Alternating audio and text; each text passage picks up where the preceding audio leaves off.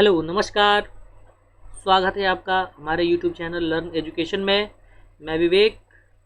आज आपके लिए इस वीडियो में महाराजा सुहेलदेव विश्वविद्यालय और वीर बहादुर सिंह पूर्वांचल विश्वविद्यालय के एमएड फर्स्ट सेमेस्टर का फोर्थ पेपर और साथ ही साथ यूजीसी नेट जेआरएफ के एग्ज़ाम्स के लिए भी एक बड़ा ही महत्वपूर्ण टॉपिक है अनुसंधान परिकल्पना के प्रकार, जो कि मेनली ये सुहेलदेव यूनिवर्सिटी और वीर बहादुर सिंह पूर्वांचल यूनिवर्सिटी के पॉइंट ऑफ व्यू से ये वीडियो बनाया गया है। ठीक है ना। तो आइए हम अपने इस वीडियो में अनुसंधान परिकल्पनाओं के प्रकार के संबंध में समझेंगे। परिकल्पनाओं के बारे में हमने अपनी पिछली वीडियो में चर्चा कर ली है। परिकल्पनाएं क्या होती हैं? एक बौद्धिक चिंतन और तार्किक प्रक्रिया के बाद बनाई गई एक कुछ संभावित हल होते हैं और उन संभावित हलों का परीक्षण किया जाता है। परीक्षण के बाद हम उन परिकल्पनाओं को स्वीकार या अस्वीकार करते हैं। जो परिकल्पनाएं स्वीकार होती हैं वही हमारी अनुसंधान समस्या का निष्कर्ष या हल कहलाती हैं। इतनी बातें हमने पिछली वीडियो में समझ ली हैं उसके विस्तार से। लेकिन आज हम अनुसंधान परिकल्पनाओं को किन प्रकारों में जो है विभक्त कर सकते हैं, बांट सकते हैं, इसको समझेंगे। तो ये जो है अनुसंधान परिकल्पनाएं भिन्न भिन्न उद्देश्यों के आधार पर, भिन्न भिन्न उनकी प्रक्रिया के आधार पर, उनके स्वरूप के आधार पर कई भागों में बांटा जा सकता है। इसकी कोई सीमा नहीं है। अलग अलग तरीके से अलग अलग लोग जो है वो कहते हैं। ठीक है ना। ठीक ये उसी तरह से है। जितनी भी वर्गीकरण आप देखेंगे, सारी की सारी परिकल्पनाएं एक तरह की ही है, एक ही चीज़ों को जो है व्यक्त करती हैं। उनको देखने का नज़रिया जो है वो तरीका वो क्या है, अलग है। ठीक है। तो इस तरह से अगर हम उनके स्वरूपों को देखें तो उनको हमने यहाँ पर कुछ वर्गीकरण किया है उनका। ठीक है। कुछ बुक्स में दिया हुआ था और ये और भी चीज़ें जो हैं अन्य बुक, कई सारी बुकों में जो भी दिया था वर्गीकरण, वो हमने यहाँ पर लेने की कोशिश की है। ठीक है ना। तो चलिए आइए हम देखते हैं कि कितने प्रकार से हम परिकल्पनाओं को वर्गीकृत कर सकते हैं, क्लासीफाई कर सकते हैं। ठीक है। आइए, तो सबसे पहला जो वर्गीकरण है ये जो दिया है गुड एंड हैट ने। गुड एंड हैट के अनुसार उन्होंने कहा कि ये परिकल्पनाएं जो होती हैं उनको तीन भागों में हम बांट सकते हैं। एक साधारण या निम्न स्तरीय परिकल्पना, दूसरा उच्च स्तरीय परिकल्पना और तीसरा उच्चतम स्तरीय परिकल्पना। ठीक है।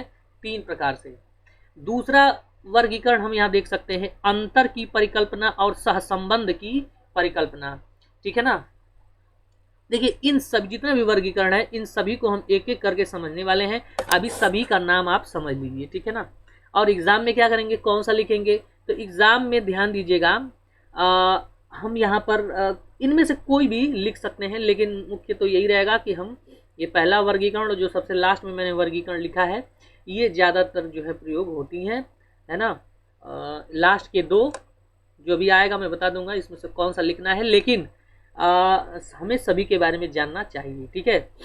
तो तीसरा वर्गीकरण जो है वो कहा गया सकारात्मक परिकल्पना और नकारात्मक परिकल्पना है। उसके बाद यहाँ पर चतुर्थ वर्गीकरण यहाँ पर कहा गया पूर्व कथित परिकल्पना, प्रिडिक्शन हाइपोथेसिस, उत्तर कथित पोस्ट डिक्शन हाइपोथेसिस और वर्डित या डिस्क्रिप्शन हाइपोथेसिस। ठीक है। पांचवा वर्गीकरण, और ये जो पांचवा और छठवां वर्गीकरण है ये एग्जाम में आपको लिखना है। ठीक है। इसमें से कोई दो, आप इसमें से दोनों में से कोई एक लिख सकते हैं या दोनों ही लिख सकते हैं। ठीक है ना।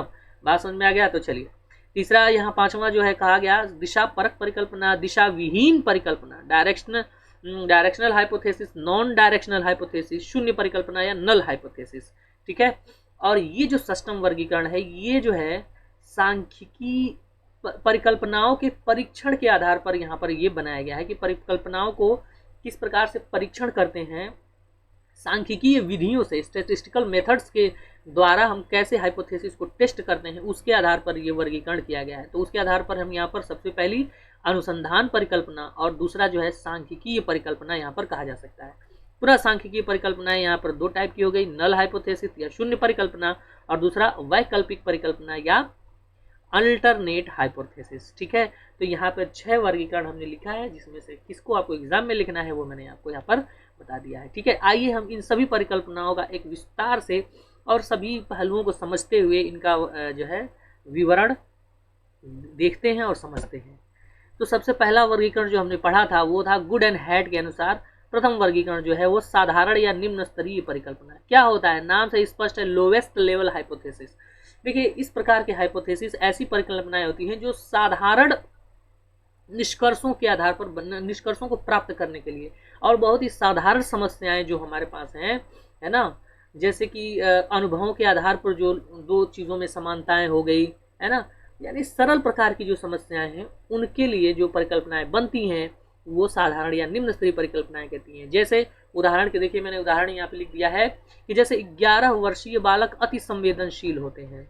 ये अपने व्यवहार में आसपास देखते हैं तो हम देखते हैं 11 वर्षीय बालक, दो बालक हमारे पास देखेंगे इस 11 वर्ष या उसके आसपास, हम उसके आसपास की आयु के हम देखेंगे कि 11 वर्ष के तक के जो बालक होते हैं वो क्या है, अति संवेदनशील होते हैं। तो साधारण सी बात हो गई, ठीक है ना, और ये साधारण सी परिकल्पना है। जैसे उसी तरह दूसरा, उच्च बुद्धि लब्धि वाले बालकों की शैक्षिक उपलब्धि उच्च होती है। जाहिर सी बात है जो बालक अधिक बुद्धिमान होगा, जिसकी बुद्धि लब्धि अधिक होगी, उसकी शैक्षिक लब्धि यानी उस शिक्षा में भी अच्छा प्रदर्शन करेगा। ये भी एक साधारण सी परिकल्पना होगा। ये निम्न स्तरीय परिकल्पनाएं हैं, ठीक है ना। इसी तरह आप कोई भी साधारण सी समस्याओं का निष्कर्ष निकालने के लिए जो परिकल्पना बनाएंगे वो साधारण या निम्न स्तरीय परिकल्पना, लोवेस्ट लेवल हाइपोथेसिस कहलाएगी। अगला उच्च स्तरीय परिकल्पना या हायर लेवल हाइपोथेसिस, ठीक है। इसमें क्या है, जब कोई दो चर हमारे पास है, यानी कि कोई भी हम समस्या ले रहे हैं, ठीक है, और उन दो समस्याओं में संबंध हमें ज्ञात करना है, ठीक है, या फिर जो उन दो समस्याओं में कोई समानता या असमानता को ज्ञात करना है, और लेकिन उन असमानता में कुछ ऐसी अमूर्त संकल्पना है जिसको हम ज्ञात करना चाहते हैं। अमूर्त यानी जो चीज़ें हमें सामने स्पष्ट रूप से नहीं दिख रही हैं। साधारण या निम्न स्तरीय समस्याओं में जो समस्याएं क्या थी, मूर्त थी, है ना, और तब उनके बीच समानताओं को हम देख रहे थे। लेकिन यहाँ पर कुछ दो चरों के बीच, दो वेरिएबल्स या दो समूहों के बीच कोई संबंध या समानता असमानता ज्ञात करना है, उनके बीच अगर कोई अमूर्त संकल्पना है, उसको व्यक्त करने के लिए जो परिकल्पना होगी वह उच्च स्तरीय परिकल्पना कहलाएगी। उदाहरण के लिए, तीव्र शारीरिक परिवर्तनों के कारण 11 वर्षीय बालक अति संवेदनशील होते हैं। अब ध्यान से देखिएगा, यहाँ बोल रहा है तीव्र शारीरिक परिवर्तनों के कारण, तो यहाँ पर तीव्र शारीरिक परिवर्तन क्या हो गया, इसको हमें जानने की जरूरत होगी। यहाँ पर ये तीव्र शारीरिक परिवर्तन कैसे होते हैं, किस प्रकार से होते हैं, इसको जानना जो है हमारे लिए जरूरी हो जाएगा। तो ये क्या हो जाएगी, उच्च स्तरीय परिकल्पना, यानी कारण हमें यहाँ पर पता हम लगा रहे हैं कि बालक अधिक संवेदनशील क्यों हो रहे हैं, तो तीव्र शारीरिक परिवर्तनों के कारण हो रहे हैं। तो ये कारण हम पता लगा रहे हैं जो कि अमूर्त संकल्पना है। तो इसको, ये क्या हो गई हमारी उच्च स्तरीय। अब उच्चतम स्तरीय यानी हाईएस्ट लेवल हाइपोथेसिस, ठीक है। अब यहाँ पर हम अमूर्त संकल्पना को उच्च स्तरीय में हमने देखा था, लेकिन इसमें क्या है, जब हम ऐसी परिकल्पनाएं जिसमें हम कुछ नए ज्ञान की प्राप्ति करते हैं, ठीक है ना, नया सिद्धांत नया नियम बनाते हैं पहली बार, जो कि पहले कभी था ही नहीं। ऐसी सिद्धांतों नियमों और को बनाने के लिए जो परिकल्पनाएं बनती हैं, अमूर्त रूप से वैचारिक रूप से सोच समझकर जो परिकल्पनाएं बनती हैं वो उच्चतम स्तरीय परिकल्पनाएं कहलाती हैं। यानी कि हमें यहाँ पर क्यों का जवाब, यानी हम पूछते हैं क्यों, ठीक है ना, ये आखिर हुआ क्यों। जैसे देखिए उदाहरण मैंने लिख दिया कि शारीरिक परिवर्तन संवेदनशीलता का कारण क्यों बनते हैं, ये अनुमान लगाना, ठीक है। यानी यहाँ पर हमने लिखा शारीरिक परिवर्तन के कारण 11 वर्षीय बालक अधिक संवेदनशील होते हैं, हमने समझ लिया। तो ये उच्च स्तरीय हो गया, लेकिन इसका उच्चतम हुआ कि शारीरिक परिवर्तनों के ही कारण बालक संवेदनशील क्यों हुआ, शारीरिक परिवर्तनों में ऐसा क्या हुआ जिसके कारण बालक संवेदनशील हो गए, क्यों ऐसा हुआ। तो क्यों का सवाल जब भी आएगा परिकल्पना में, यानी कि जब भी हम ऐसी परिकल्पना इसलिए बनाएंगे क्योंकि किसी अमूर्त चीज के उद्भव का, उत्पत्ति का कारण हम अगर हमें पता करना है क्यों हुआ, ठीक है ना, तो ये जो है वो उच्चतम स्तरीय परिकल्पना हो जाएगी। ठीक, चलिए आगे बढ़ते हैं दूसरे वर्गीकरण में, जो कि काफी सरल प्रकार का वर्गीकरण, जिसमें कहा गया कि अंतर की परिकल्पना और सहसंबंध की परिकल्पना।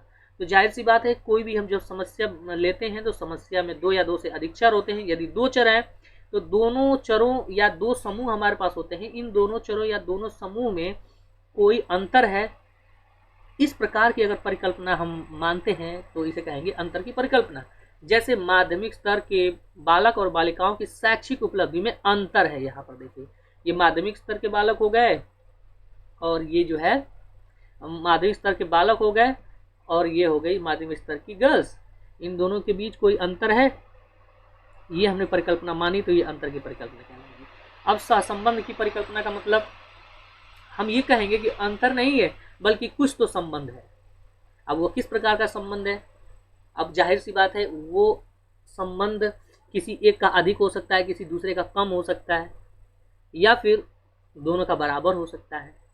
समझ में बात आ रही है ना, यानी कुछ तो संबंध है। तो जब हम इस तरह की परिकल्पना करेंगे कि दो या दो से अधिक चरों या समूहों में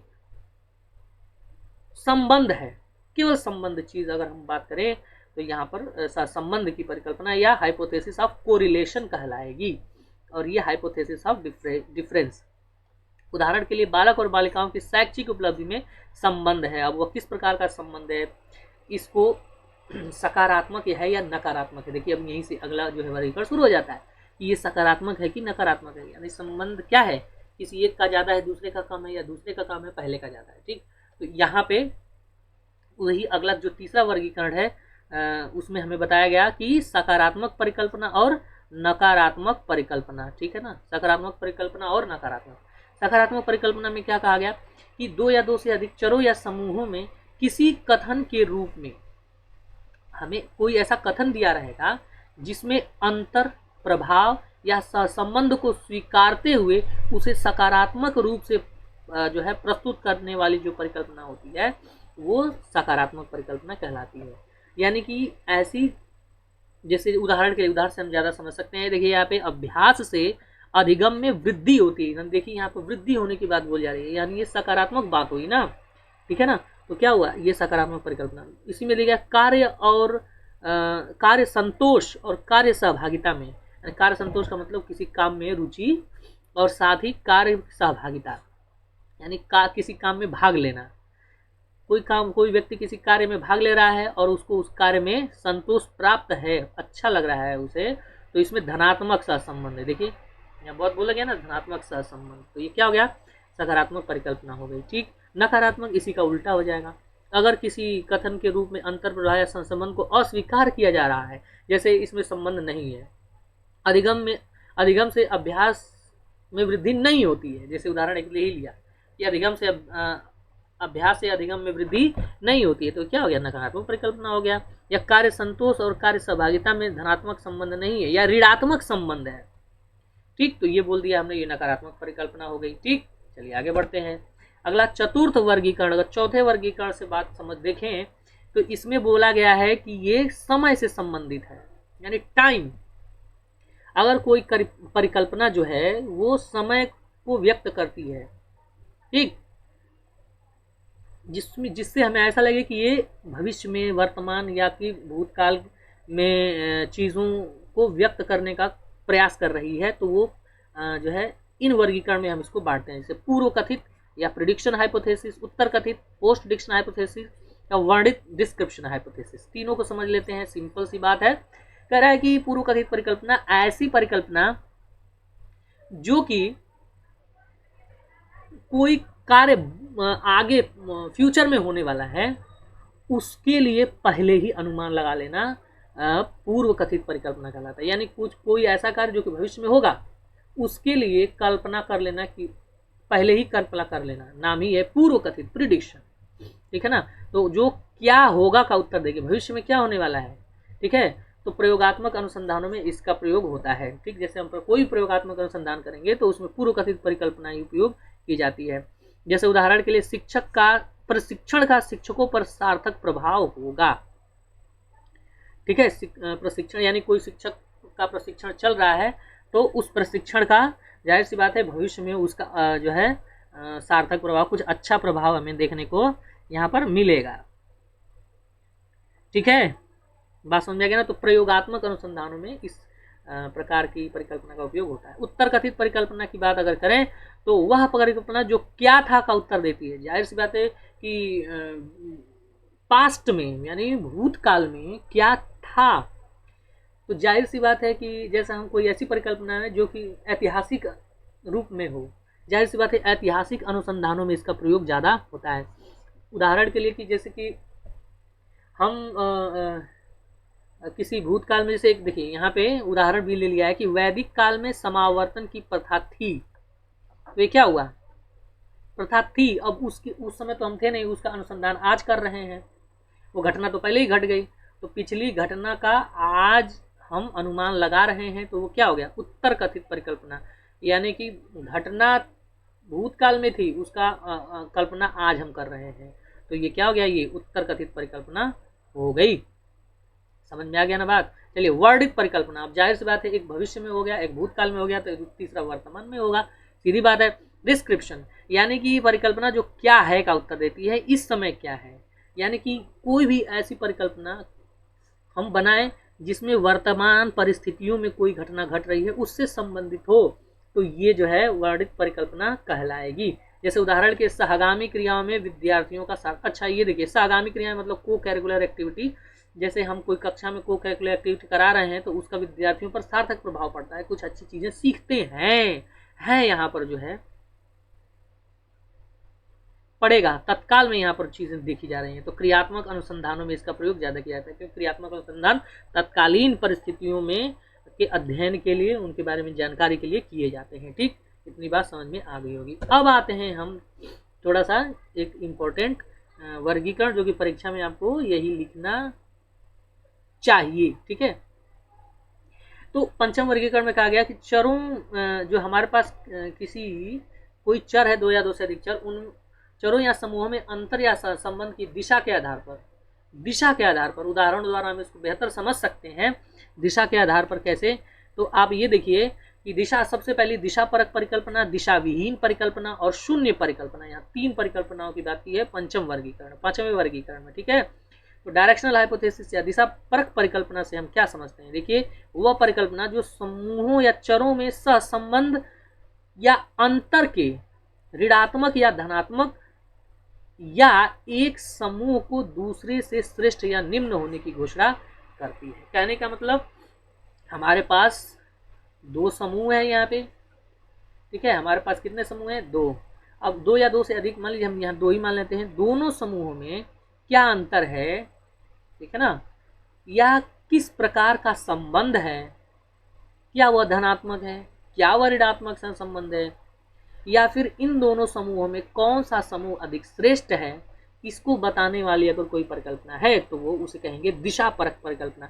यानी कि ये एक हमें दिशा निर्देश दे देती है, ऐसी परिकल्पना हमें ये बता देती हैं कि एक समूह दूसरे से श्रेष्ठ है, या एक समूह या का दूसरे समूह में धनात्मक या ऋणात्मक अंतर है, एक दूसरे से अच्छा है या एक दूसरे से कम है। यानी हमें पहले से पता चल जाता है कि कौन सा समूह अधिक अच्छा है, कौन सा समूह अच्छा कम है। ठीक, बात समझ आ गया ना। उदाहरण के लिए, जैसे, यानी कि हम ये देख रहे हैं कि दिशा परक परिकल्पना जो है, ये अंतर या सहसंबंध की परिकल्पनाओं से संबंधित है। ठीक है ना, क्योंकि हमें अंतर और या सहसंबंध की परिकल्पनाएं किस प्रकार की होंगी, हमें यहाँ पता चल जाता है कि वह धनात्मक होगा कि ऋणात्मक होगा। देखिए, ये जो वर्गीकरण है ना, पांचवा, इसमें पीछे आने वाले सभी वर्गीकरण जो है इसमें सम्मिलित हो जाते हैं। अब देखिए यहाँ पे क्या है, अगर अंतर की परिकल्पना देखें कि दो समूहों में अंतर है, तो उदाहरण क्या लेंगे, संतुष्ट कर्मचारी असंतुष्ट कर्मचारियों की अपेक्षा अधिक समायोजित होते हैं। देखिए, अब यहाँ पर दो समूह लिया गया, एक में संतुष्ट कर्मचारी हैं, दूसरे में असंतुष्ट कर्मचारी हैं, और दोनों कर्मचारियों में संतुष्ट कर्मचारियों को श्रेष्ठ बता दिया गया है कि उनमें जो है संतुष्टि अधिक होती है, उनमें जो है समायोजन अधिक होता है, सॉरी, समायोजन क्या होता है, अधिक होता है। तो ये क्या है, एक दिशा हमें बता दी गई है। ठीक है ना, हम मान लेते हैं ये संतुष्ट कर्मचारी है और ये असंतुष्ट कर्मचारी है, तो हमें संतुष्ट कर्मचारियों की हमें दिशा बता दी गई कि ये जो है अधिक समायोजित हैं।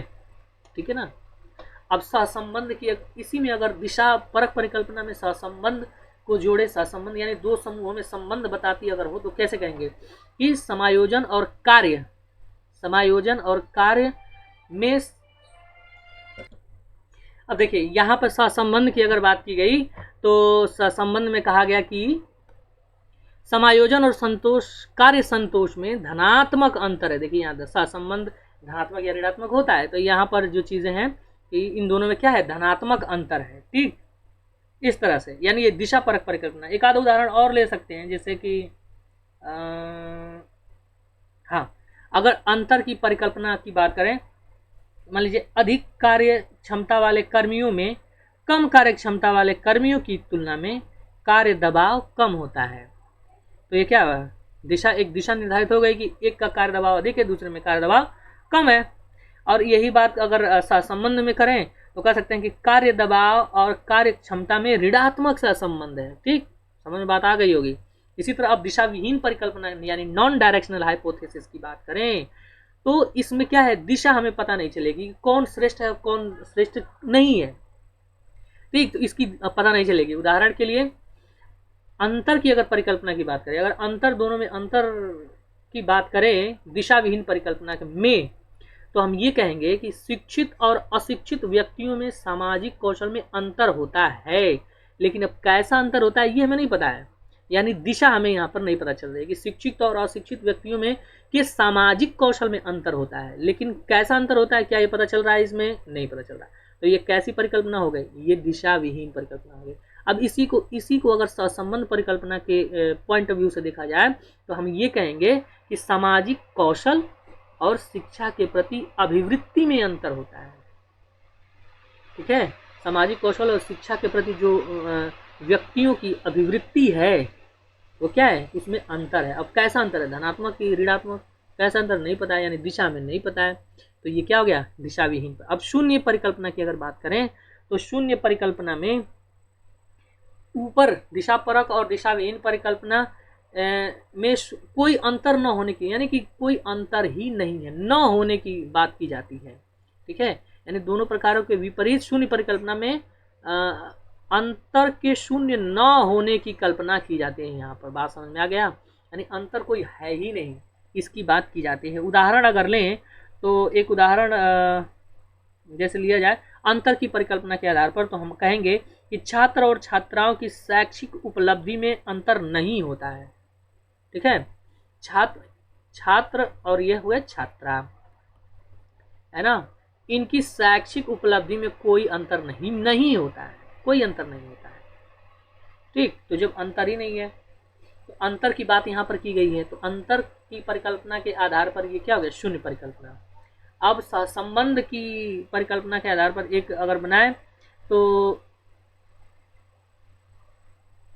एक उदाहरण ले सकते हैं, जैसे कि वैयक्तिक परिपक्वता और सामाजिक अलगाव के बीच सहसंबंध नहीं है। ठीक है ना, यानी वैयक्तिक, यानी यहाँ पर हमने परिपक्वता की बात की थी उदाहरण में, तो वैयक्तिक परिपक्वता और सामाजिक अलगाव के बीच संबंध नहीं है।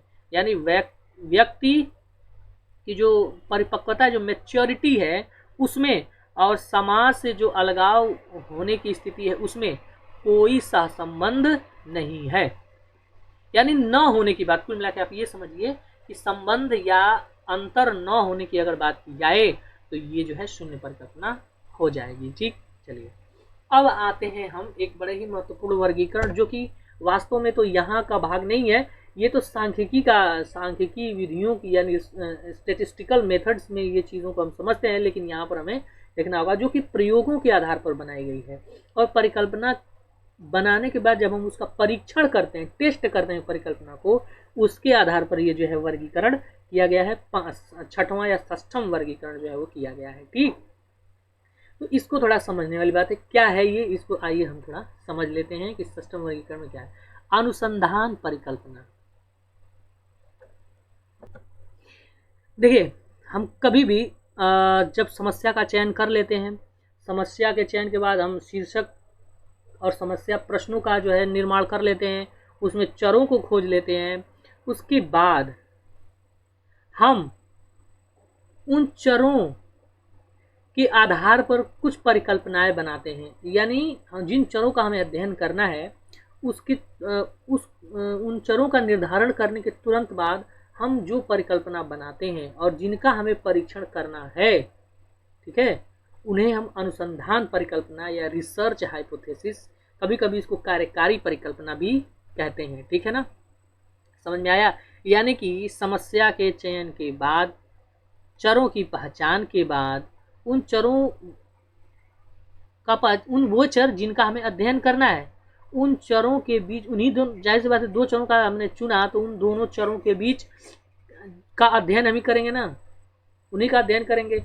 और उनका अध्ययन करने के लिए जो भी परिकल्पनाएं हम बनाएंगे वो जो है कहलाएंगी अनुसंधान परिकल्पनाएं। यानी हम ये कह सकते हैं कि पीछे हमने जितना भी वर्गीकरण पढ़ा है एक तरफ से, वो सारी की सारी अनुसंधान परिकल्पनाएं कहलाती हैं।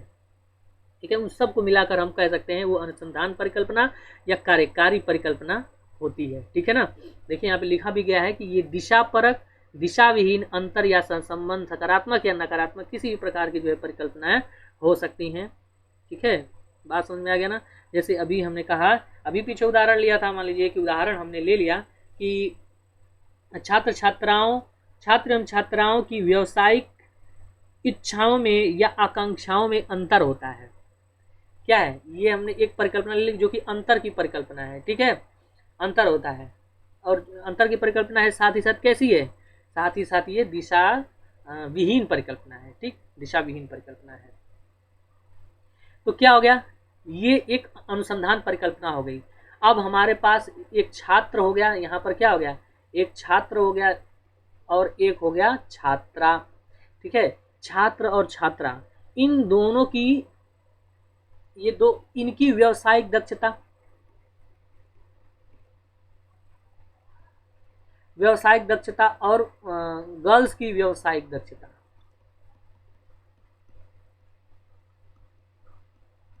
में अंतर होता है, ये हमने सोच लिया। तो ये क्या हो गया, ये जो हो गया अनुसंधान परिकल्पना हो गई। अब इन दोनों अलग अलग ये दो चर हो गए ना, अब इन दोनों चरों के बीच जो है हम अध्ययन करेंगे। ठीक है, अब अंतर होता है कि नहीं होता है, अब इसको जाहिर सी बात है इसको जांचना हमें पड़ेगा। तो जब हम ऐसी परिकल्पनाएं बनाते हैं, कोई भी अनुसंधान परिकल्पना बनाते हैं, तो उसको, उस पर हम सांख्यिकीय विधियों का प्रयोग करते हैं, स्टेटिस्टिक्स का इस्तेमाल करते हैं। और ये स्टेटिस्टिक्स का इस्तेमाल ऐसे वाक्यों में नहीं होता है।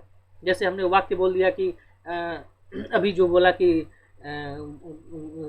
जो है छात्र और छात्राओं की व्यावसायिक दक्षताओं में अंतर होता है, व्यावसायिक इच्छाओं में अंतर होता है।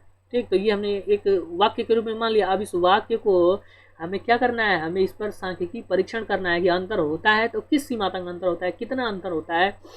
ठीक है, या होता भी है कि नहीं होता है। ठीक, ये इसकी जांच करने के लिए हमें स्टैटिस्टिक्स का इस्तेमाल करना पड़ेगा। ठीक है, तो अनुसंधान परिकल्पनाओं को जब हम सांख्यिकीय विधियों द्वारा उनका परीक्षण करते हैं, तब उसके लिए एक अलग से परिकल्पनाएं बनाई जाती हैं जिनको हम सांख्यिकीय परिकल्पनाएं कहते हैं। ठीक, तो अनुसंधान परिकल्पनाओं का परीक्षण करने के लिए जो परिकल्पनाएं बनाई गई उसे हमने बोला सांख्यिकीय परिकल्पना। ठीक, अब देखिए इसको हमें थोड़ा समझना पड़ेगा कि सांख्यिकीय परिकल्पना किस तरह से हम बनाएंगे। तो सांख्यिकीय परिकल्पना को जो है सीधा ही परीक्षण नहीं, जैसा कि मैंने अभी बताया, इसको हम दो तरीके से, एक शून्य परिकल्पना और शून्य परिकल्पना बनाम वैकल्पिक परिकल्पना, यानी नल हाइपोथेसिस बनाम अल्टरनेट हाइपोथेसिस के रूप में परीक्षण करके स्वीकार या अस्वीकार करते हैं। ठीक है, बात समझ में आ गया ना। अगर शून्य परिकल्पना स्वीकार हो गई तो वैकल्पिक परिकल्पना को निरस्त कर दिया जाता है। अगर वैकल्पिक परिकल्पना स्वीकार हो गई तो शून्य परिकल्पना को क्या कर दिया जाता है, निरस्त कर दिया जाता है। और इन्हीं दोनों के निरस्तीकरण और स्वीकार करने के आधार पर अनुसंधान परिकल्पनाओं का परीक्षण करके निष्कर्षों पर जो है पहुंचा जाता है। अब ये कैसे किया जाता है, ये सांख्यिकीय विधियों में हम सेकेंड सेमेस्टर में जो है पढ़ेंगे। ठीक है ना, काफ़ी इंपॉर्टेंट चीज़ है ये, तो इसको समझना बहुत जरूरी है। ठीक है ना। तो वही सांख्यिकीय परिकल्पना का निर्माण प्रदत्त विश्लेषण से पहले किया जाता है और इसका सत्यापन जो है प्रदत्त विश्लेषण के बाद किया जाता है। ठीक, तो कैसे करते हैं, आइए जरा इसको एक बार हम समझ लेते हैं कि कैसे किया जाता है। जैसे मान लीजिए एक उदाहरण हम यहाँ पर लेते हैं, उदाहरण के लिए कि मान लेते हैं कि कक्षा 10 के छात्रों का सामान्य ज्ञान, यहाँ पर मैं वो लिख देता हूँ कि कक्षा 10 के छात्रों का सामान्य ज्ञान कक्षा 9 के छात्रों से, कक्षा 9 के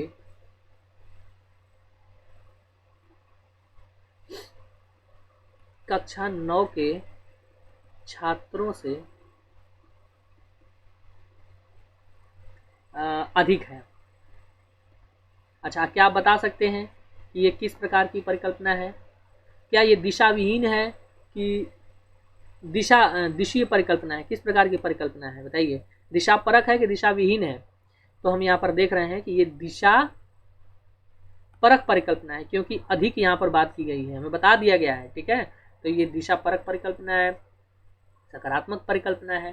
ठीक, अब इसका हमें सांख्यिकीय परीक्षण करना है। ठीक, बात समझ में आ गया ना? तो हमारे पास कौन कौन से चर हैं? कक्षा 10 के छात्र हैं, एक कक्षा 10 के छात्र हैं, ठीक, जिनका सामान्य ज्ञान का परीक्षण करना है, और कक्षा 9 के छात्र हैं जिनका जो है जिनका जो हमें जनरल नॉलेज का जो है वो टेस्ट करना है। तो दो हमारे पास समूह आ गए, इन दोनों समूहों के बीच परीक्षण करना है। तो हम यहाँ पर सांख्यिकीय परिकल्पना बनाएंगे अब, ठीक है ना, क्योंकि हमारे पास ये कथन आ गया है। अब ये अनुसंधान परिकल्पना हुई, ये चीज है ना, ये क्या हो गई? अनुसंधान परिकल्पना, जो कि एक वाक्य के रूप में है। अब इसको हम परीक्षण करेंगे सांख्यिकीय विधियों द्वारा, और सांख्यिकीय विधियां कैसे बनाएंगे? इसके लिए हमें शून्य परिकल्पना और जो है अल्टरनेट हाइपोथेसिस या फिर वैकल्पिक परिकल्पना बनाएंगे यहाँ पर। ठीक, तो देखिए कैसे बनाएंगे। शून्य परिकल्पना क्या है? शून्य परिकल्पना में हमने पढ़ा कि शून्य परिकल्पना में क्या होता है? अंतर के न होने की परिकल्पना की जाती है। हम ये मानते हैं कि कक्षा 10 और 9 के छात्रों में सामान्य ज्ञान जो है वो एकदम बराबर है, कोई अंतर नहीं है। ठीक है, तो पहली परिकल्पना हमने बना दी, कौन सी? शून्य परिकल्पना। शून्य परिकल्पना बनाएंगे, कैसे लिखेंगे इसको? देखिए, अब इनमें अंतर ज्ञात करने के लिए हम सांख्यिकीय विधियों में आगे पढ़ेंगे। हम पहले निकालते हैं मध्यमान। क्या निकालते हैं? मध्यमान। दोनों हम पहले कोई टेस्ट लेंगे सामाजिक विज्ञान का, और उन टेस्ट के आधार पर क्या निकालेंगे? उन टेस्ट के आधार पर अंक प्राप्त करेंगे। ठीक है, उन अंकों का क्या निकालेंगे? मध्यमान। और मध्यमान को ऐसे म्यू से दिखा देते हैं। मान लीजिए म्यू1 है पहले का, दूसरे का जो मध्यमान है वो म्यू2 है मान लेते हैं। ठीक है, म्यू1 और म्यू2 है। तो अगर शून्य परिकल्पना इन दोनों की बनाई जाए तो हम ये कहेंगे कि इन दोनों में कोई अंतर नहीं है। ठीक, तो कोई अंतर नहीं है, यानी कि अगर हमने कहा कि कक्षा 10 के विद्यार्थी, यहाँ पर कहा गया कि कक्षा 10 के विद्यार्थियों का समान ज्ञान अधिक है, अगर कोई अंतर नहीं हुआ तो इन दोनों मध्यमानों को अगर हम जो है घटाएंगे तो क्या आएगा? अच्छा, शून्य परिकल्पना को एक चीज और यहाँ पे है कि शून्य परिकल्पना को हम जो है प्रदर्शित कैसे करते हैं? तो यहाँ पर इसको दिखाते हैं H0 से। शून्य परिकल्पना को H0 से दिखाते हैं। ठीक, तो लिखेंगे कैसे? इस तरह से लिखेंगे, म्यू1 माइनस म्यू2 इक्वल टू 0, यानी कि दोनों के मध्यमानों में कोई अंतर ही नहीं है। तो ये शून्य परिकल्पना हो गई। अब इस शून्य परिकल्पना का परीक्षण किया जाएगा। अगर ये सत्य होगा तब तो ठीक है, अगर सत्य नहीं हुआ, अब इसके लिए हम जो है प्रोबेबिलिटी कर्व का, एनपीसी का उपयोग करते हैं, सार्थकता स्तर ज्ञात करते हैं, और उस सार्थकता स्तर के आधार पर जो है हम शून्य परिकल्पना को परीक्षण करते हैं, जो कि सेकेंड सेमेस्टर में जो है दिया है हमको। उसमें न्यूमेरिकल भी आता है, तो थोड़ा सा इसको समझने की बात है। दूसरी बात, यहाँ पर हम अल्टरनेट हाइपोथेसिस या वैकल्पिक परिकल्पना के रूप में क्या बनाएंगे? वैकल्पिक परिकल्पना में हम वही बनाएंगे कि इसमें अंतर है। ठीक है ना, तो इसको वैकल्पिक परिकल्पना को हम दिखाते हैं H1 से। ठीक है, H1 से दिखाते हैं। अब ये कहेंगे कि कक्षा 10 के छात्रों का समान ज्ञान कक्षा 9 से अधिक है, ये हमारी वैकल्पिक परिकल्पना होगी। अगर अंतर नहीं हुआ, सोचिए, तो अधिक होगी तो क्या लिखेंगे? म्यू1 ज्यादा है किससे? म्यू2 से, यानी दोनों के मध्यमानों में अंतर है। और कौन अधिक है उसमें? तो कक्षा 10 के छात्रों का समान ज्ञान अधिक है। तो ये वैकल्पिक परिकल्पना हो गई। अगर सोचिए शून्य परिकल्पना अगर निरस्त हो जाती है, यानी कि अगर हम परीक्षण किया हमने और पता लगा कि शून्य परिकल्पना निरस्त हो गई, यानी कि उनमें दोनों में अंतर नहीं है, जो हमने माना था कोई अंतर नहीं है, वो निरस्त हो गया, तो जाहिर सी बात है कि जो हमारा अनुसंधान परिकल्पना है वो स्वीकार हो जाएगी, क्योंकि वैकल्पिक परिकल्पना में ये बोला गया कि दोनों के मध्यमानों में कक्षा 10 के मध्यमान जो है वो ज्यादा है। अगर मान लीजिए अंतर दोनों बराबर प्राप्त हो गए, यानी कि वैकल्पिक परिकल्पना निरस्त हो जाएगी हमारी ये वाली, तो कौन सी स्वीकार हो जाएगी? शून्य परिकल्पना स्वीकार हो जाएगी। ठीक है ना, बात समझ आ गया? तो हमें ये पता चल जाएगा कि दोनों के सामान्य ज्ञान में कोई अंतर नहीं है।